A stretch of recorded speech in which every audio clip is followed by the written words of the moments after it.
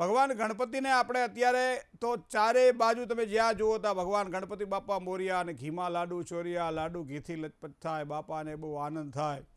આવો બાપા લાડુ જમો, વિઘ્ન મારા દૂર કરો, વિઘ્નોને હરનારા કોણ ગણપતિ બાપા મોરિયા, સુખ શાંતિ દેનારા કોણ ગણપતિ બાપા મોરિયા. બાપા આપે બળબુદ્ધિ વધે બાપા આપે સદબુદ્ધિ વધે અમારા બળબુદ્ધિ. તો આ ભગવાન ગણપતિને યાદ કરવા છે મિત્રો.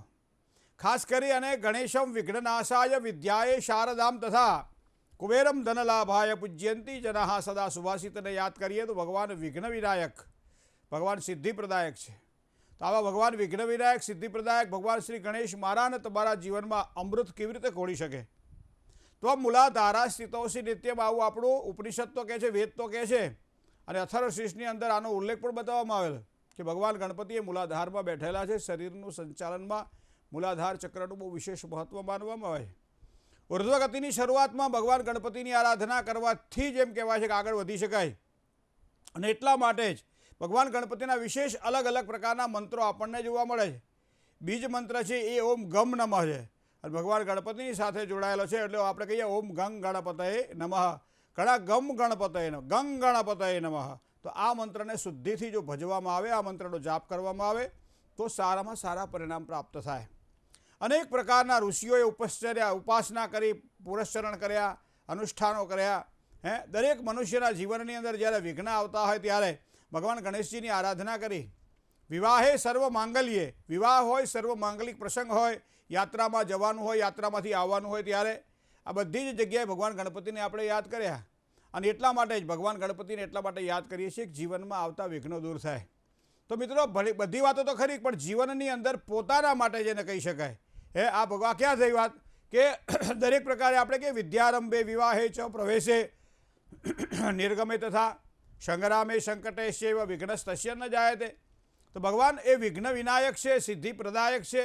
તો એ મારા તમારા જીવનમાં એમ કહેવાય છે કે વર્તમાન સમયે જ્યારે વ્યક્તિ પરેશાન થતો હોય છે ત્યારે એ ક્યાંક ને ક્યાંક પોતાના ખાડાઓ પૂરવા માટે કરજ કરતો હોય, દેવું કરતો હોય, અને એના કારણે એ દેવું એના માટે ક્યારેક ક્યારેક એવી સૂળ બની જાય છે કે જે ગમે એટલું કરવા છતાં એ સૂળ પૂરાતી નથી.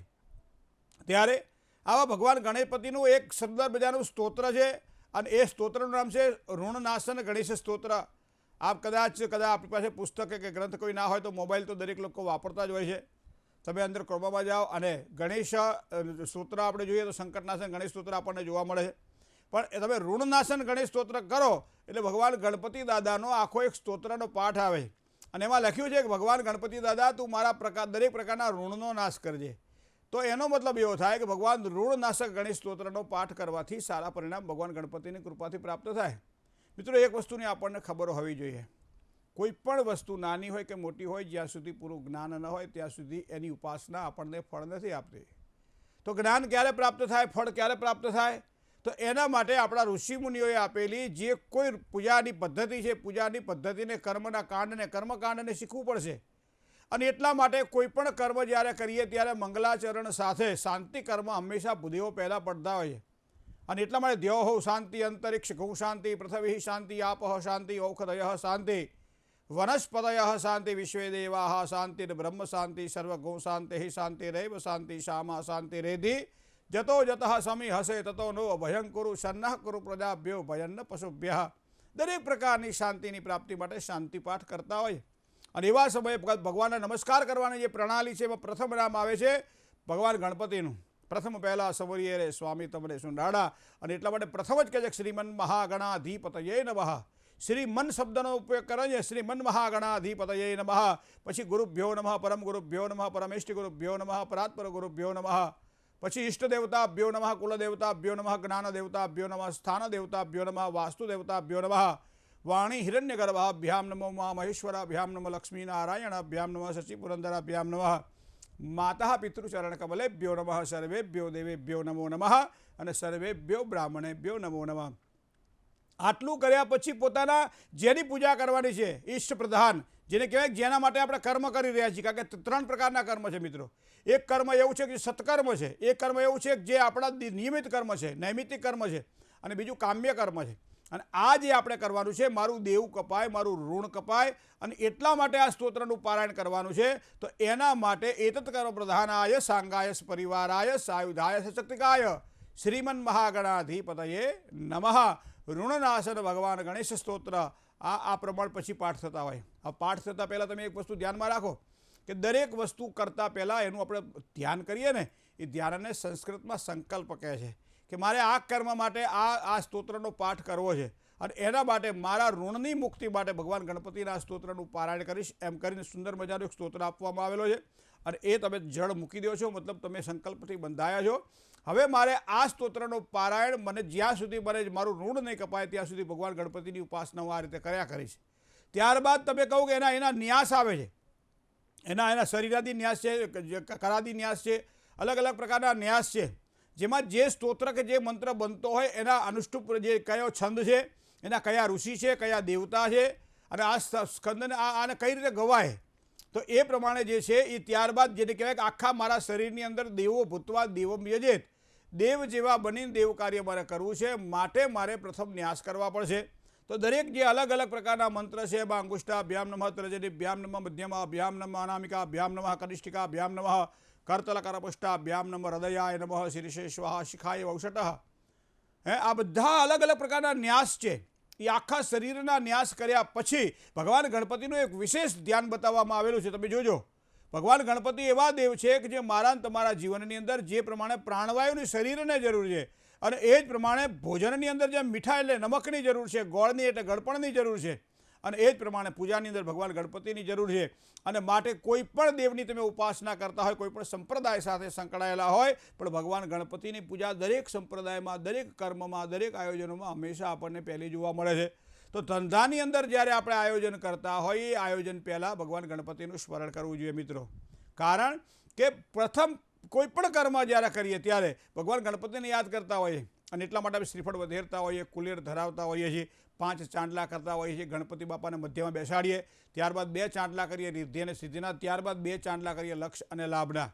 હવે આ 5 ચાંદલાનો પ્રભાવ આપણે વાંચેલો છે, જોયેલો છે, ને આપણે એને કરાવીએ છીએ. ઘણી બધી તુંડે મતીર ભીના, કોઈ કે 5 ચાંદલા આના છે, કોઈ કે 5 ચાંદલા આના છે, જેવી જેની શ્રદ્ધા એવું એનું ફળ. પણ મને લાગે છે ત્યાં સુધી ભગવાન ગણપતિને મધ્યમાં બિરાજમાન કરો, 2 બાજુ રિદ્ધિ અને સિદ્ધિ, અને ત્યારબાદ લક્ષ અને લાભ. આ 5 ચાંદલા આપણે દરેક કામ કરતા હોય, કોઈ પણ વધાવવાનું કામ હોય, કોઈ પણ સારું કામકાજ કરવાનું હોય, ચાંદલા કરવાના, ત્યારે 5 ચાંદલાથી આપણે શરૂઆત કરતા હોઈએ છીએ. તો આ પ્રમાણે આપણે 5 ચાંદલા કરી ભગવાન ગણપતિને વધાવીએ. તો ધંધાની અંદર જ્યારે આયોજન કરતા હોઈએ ત્યારે ભગવાન ગણપતિને આ રીતે સ્મરણ કરવામાં આવે. ત્યારબાદ ધંધાની અંદર એમ કહેવાય છે કે કોઈ પણ પ્રકારનું કરજ કરવાનું હોય ત્યારે પણ હંમેશા એક વસ્તુને ધ્યાનમાં રાખવું. ઘણી વખત તમે કોઈની પાસેથી જ્યારે પૈસા લો ને ત્યારે મોટાભાગે તમે અમુક લોકોને જોજો, આમ 2 આંગળી અને આમ આંગળીથી પૈસા આપે છે, અને 2 આંગળીથી પૈસા લે છે. પણ જો તમે આ પૈસાને સાક્ષાત લક્ષ્મી સ્વરૂપા સમજતા હોય, જે મારું તમારું જીવનની અંદર એક આપણું સ્તર ઊંચું કરે, તો એના માટે આટલો બધો અવિવેક શા માટે? લક્ષ્મીજીને કોઈ દાડો કાતરથી અપાય, લક્ષ્મીજીને કોઈ દાડો કાતરથી લેવાય, તો પછી કાતર જેવું કરો તો કાતર જેવું જ થાય, હોય જેવું ના થાય. તો એના માટે કોઈ પણ વસ્તુમાં શાસ્ત્રના ઉલ્લેખોને આપણે ધ્યાનમાં રાખીએ, આપણી પૌરાણિક પરંપરાઓને ધ્યાનમાં રાખીએ, આપણા લૌકિક વ્યવહારોને ધ્યાનમાં રાખીએ, તો અલગ અલગ વસ્તુઓ આપણને શીખવા મળે છે, જે આજકાલ આપણે ભૂલી ગયા છીએ. તો કોઈ પણ પૈસા જ્યારે લેવાના હોય ત્યારે ઈચ્છાશક્તિનું પ્રતીક, આમ સામુદ્રિક શાસ્ત્રમાં હસ્તરેખામાં બતાવ્યું છે કે ઈચ્છાશક્તિનું પ્રતીક અંગૂઠો છે. પ્રથમ જે આંગળી તમારી બૃહસ્પતિની છે, બીજી આંગળી તમારી શનિની છે, ત્રીજી આંગળી તમારી સૂર્યની છે, ચોથી આંગળી તમારી બુધની છે. તો એવા સમયે કોઈ પણ જ્યારે પૈસો કોઈની પાસેથી લેવાનો હોય ત્યારે ટચની આંગળીને છોડી દો, બુધની આંગળીને, બાકીની સૂર્યની આંગળીને, શનિની આંગળીને અને ગુરુની આંગળીને વચમાં રાખો. અને ત્યારબાદ ઈચ્છાશક્તિ મને જોઈએ છીએ તો જોઈએ છીએ, બરાબર, માગના અરે પાત્રને સંતાડવું સારું નથી, તો જોઈએ છીએ. માટે 3 આંગળી અને અંગૂઠો, આ પ્રમાણે કોઈ પણ વ્યક્તિને જ્યારે પૈસા આપતા હોય ત્યારે આ પ્રમાણે પૈસો આપો, અને એવી પ્રાર્થના કરો કે આ નાણું જે એને આપું છું એ મને યથા સમયે દરેક પ્રકારે આપણને પાછું મળે, અને એમાં શુદ્ધત્વ ઉમેરાય. તો આ વસ્તુ આપણે ઘણી વખત કહેતા બમણું થઈને પાછું મળે. તો આ રીતે એક સારા સંકલ્પ સાથે કોઈ પણ વ્યક્તિને તમે જ્યારે કરજ માટે પણ આપતા હોય, કોઈ પણ ઉધારી આપતા હોય, કંઈ પણ કરતા હોય, ત્યારે આ 3 આંગળીના અંગૂઠા વડે તમે કોઈ પણ વ્યક્તિને જ્યારે રૂપિયા કે પૈસા આપો છો ત્યારે ઝડપથી પાછા, કે તમારો સંકલ્પ એવો દ્રઢ બન્યો છે કે આ પૈસા મને ઝડપથી પાછા મળશે. બરાબર છે. ઘણી વખત તમે જોજો કે કાતરથી આપેલો પૈસો જે પ્રમાણે શુદ્ધત્વ આપતો હોતો નથી. તો ધંધાના આયોજન કરતાં પહેલાં કોઈ પણ પ્રકારનું ઋણ લેવાનું હોય ત્યારે ભલે આપણે કરોડો રૂપિયાનું ઋણ લેવાનું હોય પણ અંદર ₹1.25 તો આવે કે નહીં, અંદર 11 રૂપિયા કે 21 રૂપિયા આવે તો એ બધું સવાયું કહેવાય. તો કામકાજના પ્રારંભની અંદર પણ ભગવાન ગણપતિને આપણે યાદ કરતા હોઈએ. તો ભગવાન ગણપતિને આપણે કામકાજના પ્રારંભમાં આપણે યાદ કરીએ ત્યારે કેવા આશીર્વાદ દાદા પ્રદાન કરે. એક જ તમને ઉદાહરણ આપું કે કોઈ પણ વ્યક્તિ જ્યારે આમ કહેવું કે રોમ રોમની અંદર જે મંત્રના જાપ જેના ચાલતા હોય એ એના ઈષ્ટદેવનું મંત્ર બળે એને ક્યારે કેવી જગ્યાએ કામ લાગે. ભયંકર જ્યારે આફત આવતી હોય ત્યારે ભગવાન ગણપતિ અથવા જે તમારા ઈષ્ટદેવ છે તે એ તમને અગાઉ હુજવાડી દે છે. કારણ કે ઘટમાં ફરે ઘડિયાળ અને કાંડે બાંધીને કાં ફરો, પુરુષોત્તમ કહે પ્રાણી આ ઘટ ભીતર જોયા કરો. આ ઘટમાં ઘડિયાળ જે છે એ આપણા પરમાત્મા, આપણા ઈષ્ટદેવ, આપણે કુળદેવતા છે. અને એટલા માટે અમે તો ભગવાન ગણપતિને યાદ એટલા માટે કરીએ કે કોઈ પણ જગ્યાએ અમે જઈએ તો પહેલાં ભગવાન ગણપતિની સ્થાપના અમારે કરવાની હોય, નવચંડી કરવાની હોય, યજ્ઞ યાગાદી કરવાનું હોય, સત્યનારાયણની કથા કરવાની, કોઈ પણ જગ્યાએ ભગવાન ગણપતિને અમારે પહેલાં પૂજવાના હોય. કારણ કે એ અમારા વિઘ્નોને દૂર કરે છે. તો એ પહેલાં તમે જ્યારે કોઈ પણ વ્યક્તિની સાથે કામકાજ કરવાનું હોય, ભગવાન ગણપતિના આશીર્વાદ જ્યારે લેવાના હોય ત્યારે અચૂક ભગવાન ગણપતિને નિયમિત રીતે એક દીવો કરવો કરવો. કારણ કે દીવો મારા અને તમારા કર્મોનો સાક્ષી છે.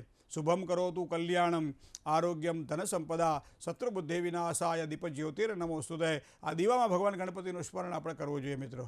તો કરજ મુક્ત થવા માટે ભગવાન ગણપતિની સાધનાની અંદર એક જ વસ્તુ આપણે ખાલી ધ્યાનમાં રાખવાની છે કે પૂજા જ્યારે કરતા હોઈએ ત્યારે ત્યારબાદ ઋણ નાશન ગણેશ સ્તોત્રના પાઠ કરવાના હોય છે. કેટલા પાઠ કરવાના, કેટલા દિવસમાં પાઠ કરવાના, કેવી રીતે પાઠ કરીશ, મંગળવારથી શરૂ કરો અને મંગળવાર સુધી તમે એને પૂરા કરો તો આ પ્રમાણે કરેલા પાઠ હંમેશા સારી સફળતા પ્રદાન કરે છે. 1100 કરી શકાય, 2100 કરી શકાય, 2300 પાઠ કરી શકાય, 5400 પાઠ કરી શકાય, 1.25 લાખ પાઠ કરી શકાય. જે પણ શ્રદ્ધા પ્રમાણે, જે પણ પ્રમાણે ઋણ આપણને પીડા આપતું હોય એ ઋણમાંથી મુક્ત થવા માટે મિત્રો આજથી શરૂ કરો. કોઈ પણ મંગળવાર તમે શરૂઆત કરજો અને એ પ્રમાણે કરેલી પૂજા તમને ખૂબ જ સારી સફળતા પ્રદાન કરશે. જય ગણેશ.